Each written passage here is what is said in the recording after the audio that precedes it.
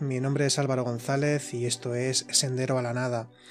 Esta semana hemos tenido la triste noticia del incendio de la Catedral de Notre Dame de París.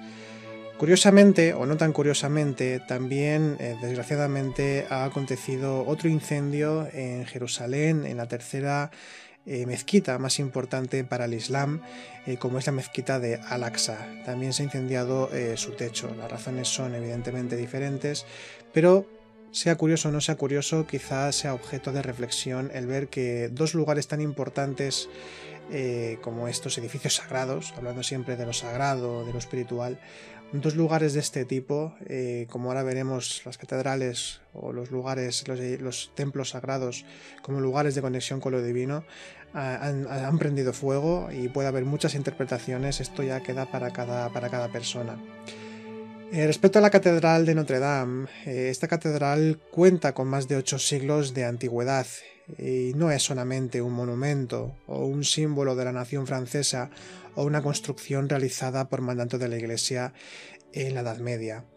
Notre Dame de París y todas las catedrales fueron construidas con un propósito bien definido por grupos de personas portadoras de un conocimiento espiritual, esotérico, hermético, que trascendía a la misma Iglesia o a las naciones.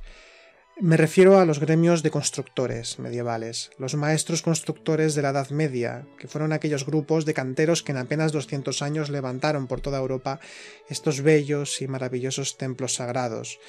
No esculpían nada al azar estos gremios. Toda pieza, figura, columna y el mismo emplazamiento en el que se edificaba la catedral tenían una razón de ser determinada. Cada trabajo hecho en la piedra formaba parte, para el cantero, de su propio camino iniciático. Y es que la catedral no es patrimonio de la humanidad sin más, no es únicamente un edificio pétreo, sino que es patrimonio espiritual de la humanidad. Para comprender la importancia tradicional de la catedral, quisiera hablar de qué es un templo en sí mismo. En todas las culturas tradicionales siempre han existido edificaciones, normalmente imponentes y majestuosas. Podemos hablar de muchas de ellas en todas las culturas. Y estas construcciones tan especiales estaban dedicadas al culto religioso y ejercicio de lo sagrado. Desde los babilonios con sus zigurats, pasando por las pirámides egipcias, los templos de los romanos o los griegos, pasando por los templos cristianos, o también nos podemos ir a América con los templos mayas, incas, etcétera, etcétera. Siempre se han levantado lugares que dieran acceso a la experiencia espiritual, independientemente de que luego el poder llevase a cabo una dominación o fuese una forma de uso para la dominación, para el control de la población. Esto queda aparte. Estamos hablando en concreto de qué es un templo en sí mismo, independientemente de las connotaciones más históricas. De hecho, aquí estamos hablando de la hierohistoria, que diría Mircea Eliade, el historiador, es decir, la historia sagrada, aquello que trasciende la historia, lo transhistórico, y por tanto aquello que nos da acceso, nos allega a lo espiritual. Aparte de levantarse templos en todas las culturas, en el caso de que no se levantasen edificios de este tipo, como puede ser en el caso de algunas culturas chamánicas, el oficio sagrado se realizaba en lugares específicos, ya fuera en la cima de la montaña sagrada, o en un claro del bosque, o en una cueva, donde siempre se celebraban un tipo de ritual muy específico, no eran lugares tampoco elegidos al azar. Voy a parafrasear un artículo sobre Notre Dame, escrito en estos días por la directora de nuestro centro y también colaboradora activa de este programa, Ángeles Soto, que define la catedral de la siguiente manera. La catedral es el espacio privilegiado y simbólico para recrear la unidad entre cielo y tierra. La catedral es el puente, el nexo de unión entre materia y espíritu. Por eso es espacio siempre sagrado, un lugar donde lo espiritual impregna todos nuestros sentidos y a la vez la materia se transfigura, integrándola, sublimándola, devolviéndola a su también sacro lugar. La catedral es el culto a lo femenino por excelencia en Occidente y Notre Dame de París es su mayor y más importante representante. No debemos olvidar que está en París, la ciudad de Isis, o más exactamente la casa de Isis. Se dice que el culto a la diosa Isis egipcia estaba muy extendido en Francia y que el nombre de París sería el resultado, entre otras opiniones, de la yuxtaposición de per-par, palabra que designa al recinto que rodea la casa en egipcio, e Isis, por lo tanto, la casa o el recinto de Isis. Y es que, como también nos explica este artículo y nos enseña la tradición espiritual, las catedrales están dedicadas a la Madre de Dios, a la Matriz Universal.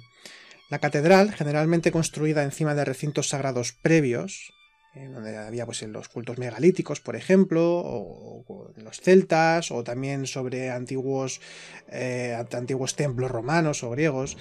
La catedral está edificada en lugares de gran concentración de energías telúricas, en lo que se conoce actualmente como líneas ley, y se conocía en la antigüedad como venas del dragón o víveres entre los celtas y entre otras culturas. Incluso en China también se hablaba de esas venas del dragón y de esos puntos telúricos importantes.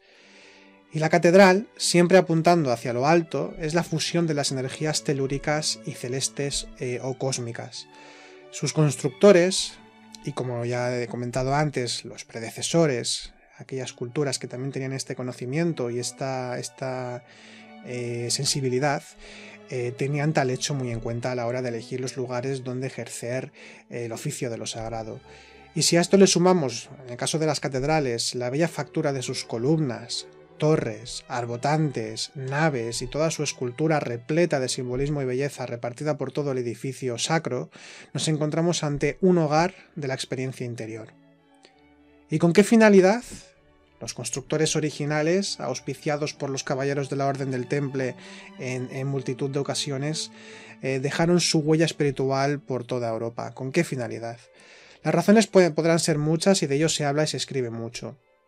Pero de lo que podemos estar prácticamente seguros para aquellos que tienen anhelo espiritual y que visitan estos lugares es que la catedral es un centro de poder y un lugar de conocimiento.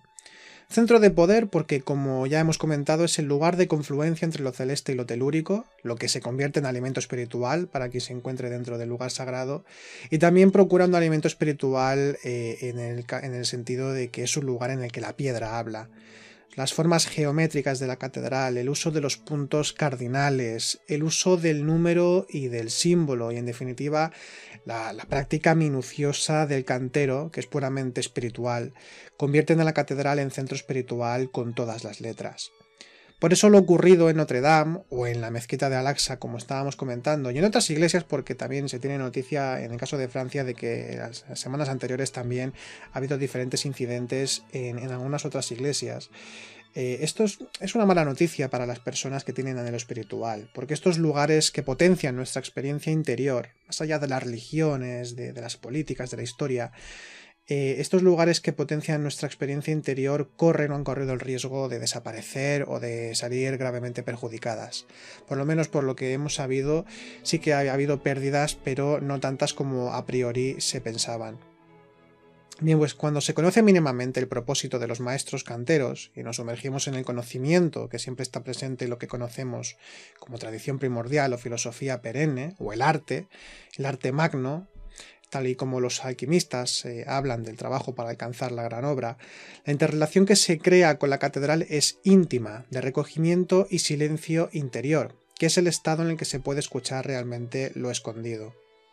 Acercarse a la portada del edificio sagrado y contemplar el gesto de las estatuas, desde la figura de la Madre Divina, ya sea con el Cristo en brazos o en pie recibiendo al peregrino, o los músicos que nos hablan del desarrollo interior y la unión con el espíritu, o los animales esculpidos realizando diferentes cabriolas, hablándonos de las diversas transformaciones alquímicas a las que tiene que someterse el ser humano para poder renacer de nuevo como un ser despierto, como un ser iluminado, ya dan buena cuenta de que no estamos en un lugar común.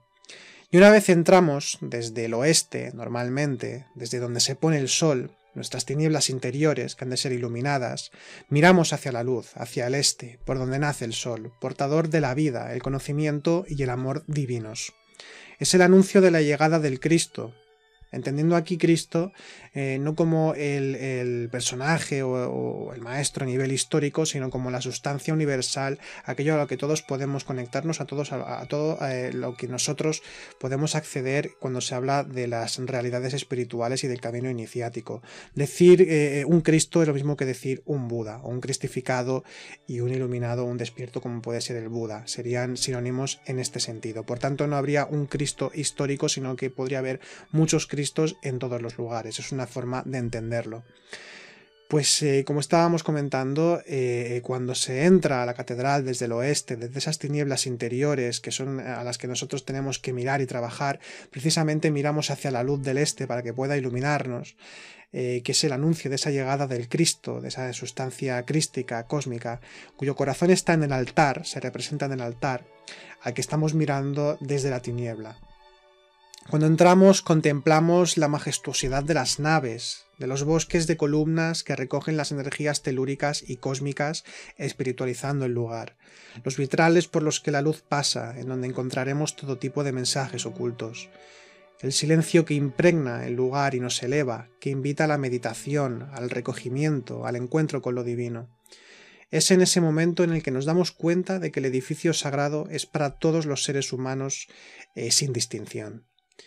Y nos acercamos al altar, al corazón del templo, que tiene debajo la cripta que representa a la Madre Divina de nuevo, gestando al Cristo, la sustancia crística, y donde se encuentra el nido de la serpiente, que es uno de los centros energéticos principales de la catedral.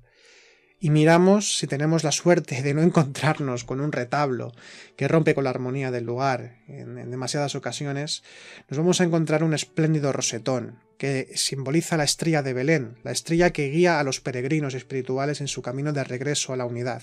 Es un símbolo también del fuego alquímico. En la catedral o en cualquier edificio sagrado, el espíritu se encuentra se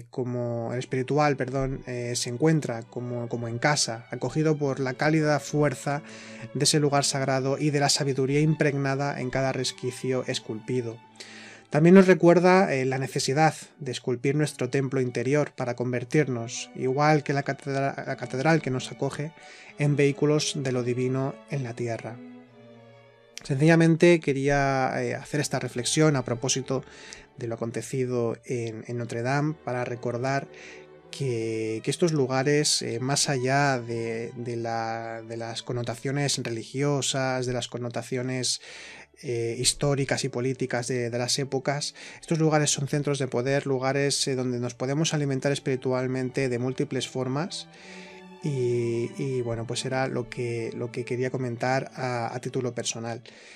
Bien, pues dicho esto, os deseamos en Canal Noesis, os deseamos que tengáis una buena Semana Santa y nos vemos la semana que viene, o mejor dicho, nos escuchamos la semana que viene. Hasta la próxima.